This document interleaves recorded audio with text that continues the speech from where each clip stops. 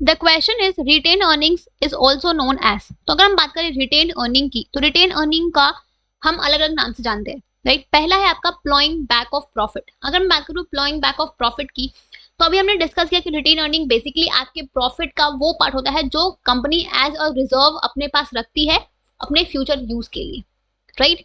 तो यहाँ पे हम अपने प्रॉफिट का एक पार्ट रख रहे हैं, हम सारे प्रॉफिट को डिस्ट्रीब्यूट ना करके हम उसका एक सर्टेन प्रोपोर्शन अपने पास रख रहे हैं as a reserve and surplus, तो उसको हम बोलते हैं यहाँ पे अपने प्रॉफिट को हम फ्लो बैक कर रहे हैं, तो it is a flowing back of profit. दूसरा है आपका सेल्फ फाइनेंसिंग। तो सिंस कंपनी जो भी प्रॉफिट खुद अर्न करती है उस प्रॉफिट का एक पार्ट कंपनी अपने पास रखती है, तो यहाँ पे ये कंपनी के खुद के पैसे हुए ना, राइट। यहाँ पे कंपनी कहीं बाहर से रेस तो नहीं कर रही है, राइट। ये कंपनी के खुद के पैसे हैं, तो ये आपका एक सोर्स ऑफ सेल्फ फाइनेंसिंग भी है, ठीक है, जिसको हम सेल्फ फाइनेंसिंग भी बोलते हैं। तीसरा है आपका इंटरनल फाइनेंसिंग। तो ये जो आपका रिटेन अर्निंग है ये आपके कंपनी के प्रॉफिट का एक पार्ट है, कंपनी इसको कहीं बाहर से जनरल पब्लिक से या किसी इंस्टीट्यूशन से ले तो नहीं रही है ना, ये कंपनी का खुद का प्रॉफिट जो कंपनी ने अर्न किया है, तो ये आपका एक इंटरनल सोर्स ऑफ फाइनेंसिंग भी है, राइट।